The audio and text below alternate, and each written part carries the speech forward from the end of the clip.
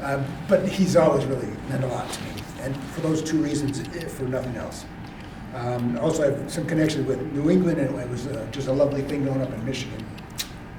Hear that sound, and get that sense of place that was different from where I had grown up. So this one, I think you probably had to read it when you were in junior high school or something many years ago. But it's called After Apple Picking. Mm-hmm. So I like it because it's also, of course, first person, but it's also present tense, which, of course, lots of poems can be present tense, but he's kind of remembering something that happened during the day, and yet it's still present tense, and there's a reason for that, of course. Larry, could I just interrupt you for a second? Yes. You said you're going to do it by heart, right? You want to have it, yeah? You want me to hold it in my hand? Sure. Yeah, I saw you had a copy there. I do that too, but I say I might lose something. Right. Well, in such a critical group here, you might stumble and fall very easily. So after apple picking.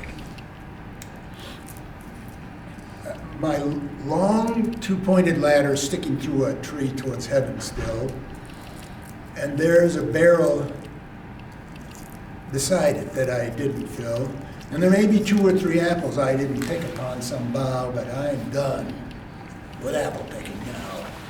The essence of winter sleep is on the night, the scent of apples I'm drowsing off. I cannot rub the strangeness from my sight I got from looking through a pane of glass I skimmed this morning from the drinking trough and held against a world of hoary grass. It melted and I let it fall and break. But I was well upon my way to sleep before it fell, and I could tell what form my dreaming was about to take. Magnified apples appear and disappear, stem in, blossom in, and every fleck of russet showing clear. My instep arch not only keeps the ache, it keeps the pressure from the ladder round. I feel the ladder sway as the boughs bend. And from the cellar bin I keep on hearing the rumbling sound of load on load of apples coming in. For I've had too much of apple picking. I'm overtired of the great harvest I myself desired. And there were 10,000 fruits to touch, cherish in hand, lift down and not let fall, for all that struck the earth, no matter if not bruised or spiked with stubble, went surely to the cider apple heap is of no word. One can see what will trouble the sleep of mine, whatever sleep it is. The woodchuck, were he not gone, could say whether it's like his long sleep as I describe its coming on, or just some human sleep.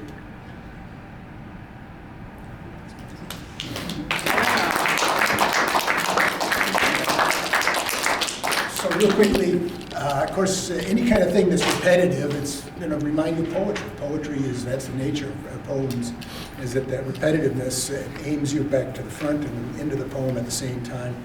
And this one is rather, it got those moments to you, that one box of apples after another, one line after another, and here's somebody struggling to get something useful into the world. But I finished by saying, if you look at his poems, you can find probably, I picked out 15 that would go into a kind of a cycle across the seasons, and then kind of have an afterthought. But he didn't do that on purpose. It's just from different years. This was just by chance from 1914. But over the 40 years of his best work, you can easily come up with a 4 seasons kind of a cycle. So someday I'm going to make my wife Diane sit down and listen.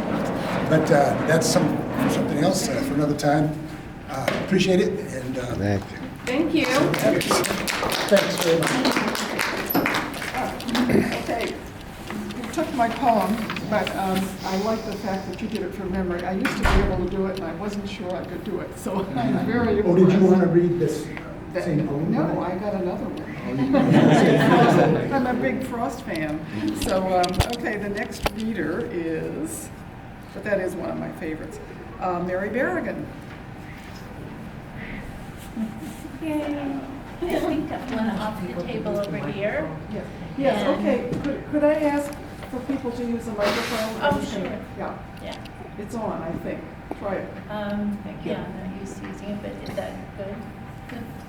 It might not be high enough for you. Oh, right. I'm terrible at doing these things. How are you? Let's see what I can do. Oh, Somebody who does microphones. Well, I don't Or do you can hold microphones. it if you want. no, I don't want Like, still, Mike should do it. to. I have a pretty good, is this good? There you go. Teacher voice, I know. there, yeah, I have a pretty good teacher voice. I think it can be said we can all use a little more peace these days. So this is The Peace of Wild Things by Wendell Berry. When despair for the world grows in me, and I wake in the night at the least sound in fear of what my life and my children's lives may be, I go and lie down where the wood drake rests in his beauty on the water, and the great heron feeds. I come into the peace of wild things who do not tax their lives with forethought of grief. I come into the presence of still water, and I feel above me the day-blind stars waiting with their light. For a time, I rest in the grace of the world and am free. Thank you, Mary. The day blind stars, that's the one that gets me in that poem every time. Beautiful. Okay, Michael Newhart.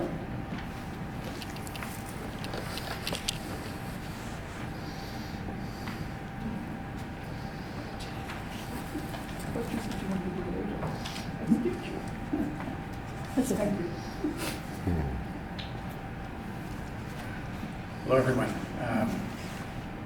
Summer, as our first poet laureate, was just an incredible creative force. And she's expanding like a supernova. So, congratulations. Thank you. I'll pass that on to her. Oh, please. I'm reading a poem, which is a nocturne, so it's a little on the dark side. I am a painter, and the books that I have in my studio are all poetry books, because it's such a great, resource, but also it can be transporting. It also can kill some time when I'm waiting for paint to dry, but it's all those things. And this particular poet is a favorite of mine. His name is Javier Villarrutia, and he is Mexican. And he was born in the early 1900s. His career took hold in the 1930s. He's very preoccupied with death. Not that I am, but it's very beautiful poetry. So let me begin. This is a poem called When Evening. When evening shuts its distant windows and invisible doors, so that dust, smoke, ashes, impalpable, dark, slow as the work of death in a boy's body, start to grow.